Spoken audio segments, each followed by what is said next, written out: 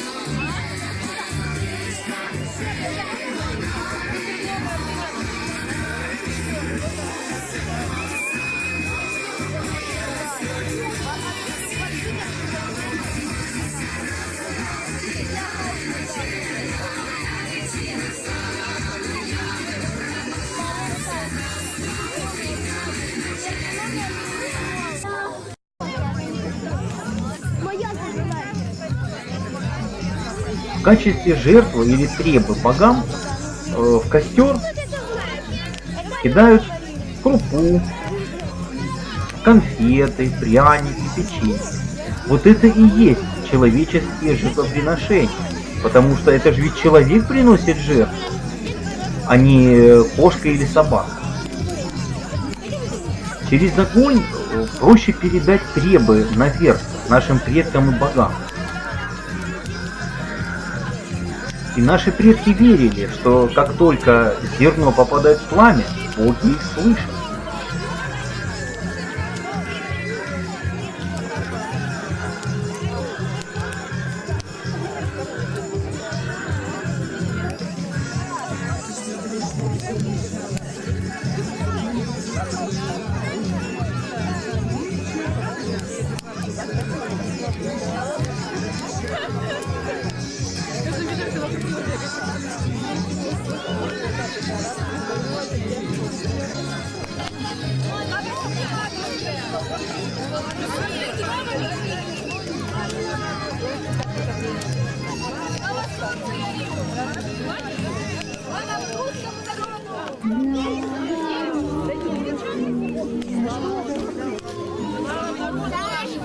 Слава богице сестрицы!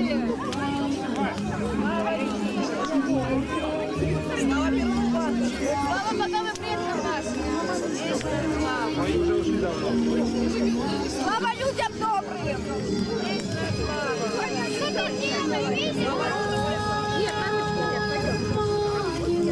Слава миру!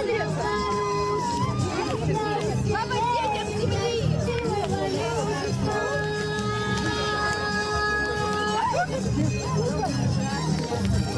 Так что мы делаем? Я на сюда пойдем.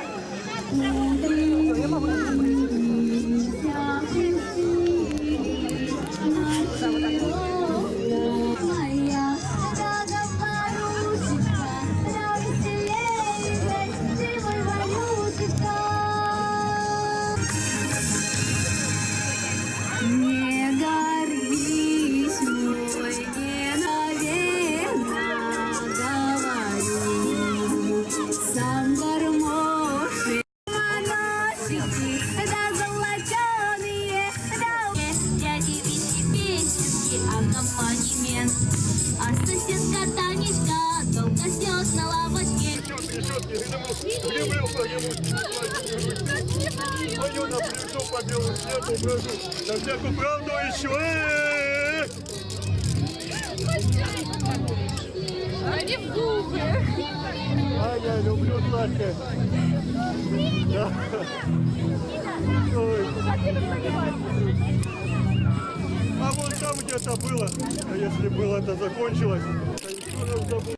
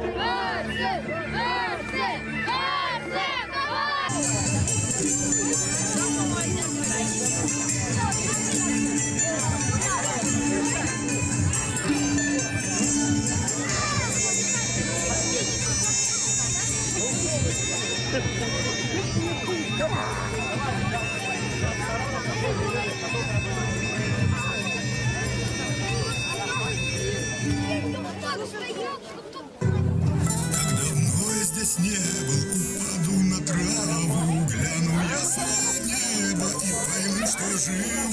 Небо с колокол грянет, и польет проливной. Я бегу в свое детство, летний дождь за мной, за мной.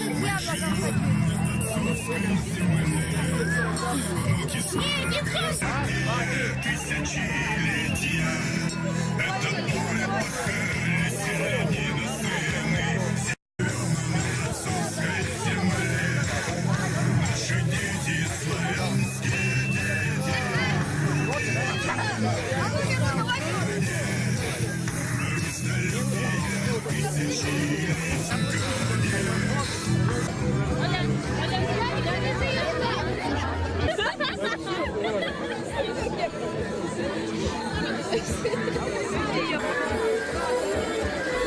И когда заканчиваются обряды, возжигается большой костер, на вершине которого расположена кукла, которая символизирует зиму. Сжиганием куклы наши предки таким образом провожали зиму.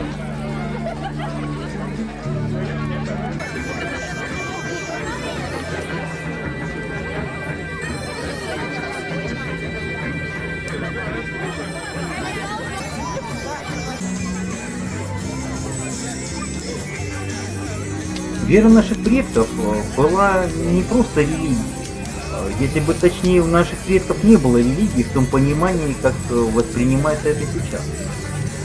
Вера предков совмещала в себе два главных постулата. духовное и физическое, то есть материальное. Если учесть, что наши предки прибыли на Мидгард очень давно, следовательно, они были технически образованными людьми, поэтому их уж никак нельзя назвать дикарями. Если наши предки управляли вайтмарами и виманами, то явно они не прыгали за шишками по елкам и с дубинами за мамонтами. И наши мифы и сказки сохраняют очень много ценной для нас информации из прошлого. Когда внимательно читаешь сказки, то между строк можно прочесть очень ценную информацию о далеких наших предках и о том, какой техникой они в глубокой древности пользовались. По сравнению с нашими технологиями, наши предки далекие были гораздо умнее и технически образованы. Если читать сказ про Финиса Ясного Сокола, так там даже указаны координаты до ближайших обитаемых планет.